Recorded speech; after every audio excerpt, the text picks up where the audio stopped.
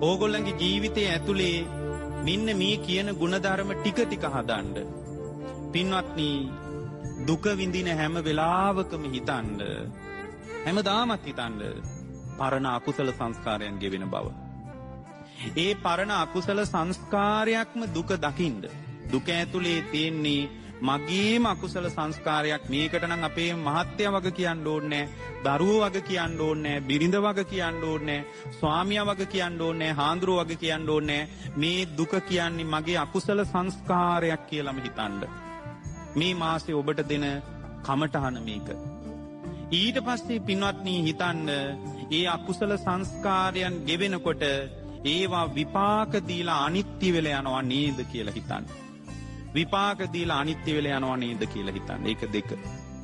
තුන්වෙනි කාරණේ තමයි මේ අකුසලයේ පෙළන්න තියෙන්නේ නම් කුසලයෙන්ම නේද කියලා හිතන්න. ඒ නිසා මේ විදියට දුකින් බැටකන මට කුසලයක් උපදවනවා විනා වෙනනම් විකල්පයක් නැහැ කියලා මට තියෙන එකම විසඳුම කුසලයමයි කියලා හිතන්න. ඒක තුන්වෙනි එක. ජීවිතයේ ඇතුලේ සත්පුරුෂ වෙන්න හතරවෙනි එක. සත්පුරුෂයා හැම වෙලාවකම ශාලිකානෝන කෘතවේදී කෙනෙක්. මේ දිඹුලාගල පැත්තේ හරියට මී පැණි තියනවා නේද? මේ මට මොකද මම මේ බණට ඇවිල්ලා තිනවා මේ පැත්තේ මට හරියට මී පැණි පූජා කරලා තිනවා මේ පැත්තේ. ඔය මී පැණි හැන්දක් හදන්න මී මැස්සෙක්ගේ මුළු ජීවිතේම කැප කරනවා පින්වත්නි. කවුද මී පැස්සෙක් වෙනුවෙන් සාධාරණ ඉල්ලන්නේ? කවුරුවත් සාධාරණ ඉල්ලන්නේ නැහැ.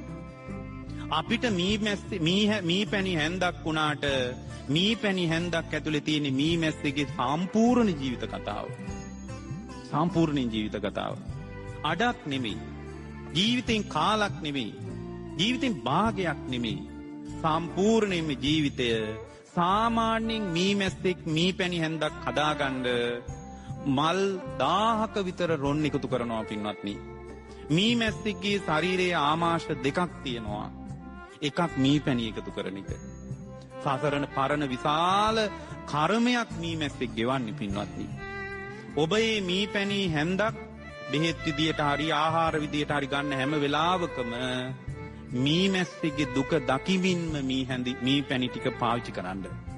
අන්න ඒ විදියට ජීවිතේ අත්දකින්නේව කමටහන් කරගන්න.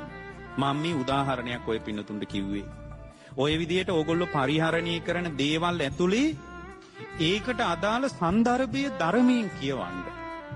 ධර්මයෙන් කියවනකොට තේරෙවි ලෝකේ අසාධාරණ බව. ඒතකොට අසාධාරණ ලෝකයක ඕගොල්ලන්ට නඩු කියන්න හිතෙන්නේ නැහැ.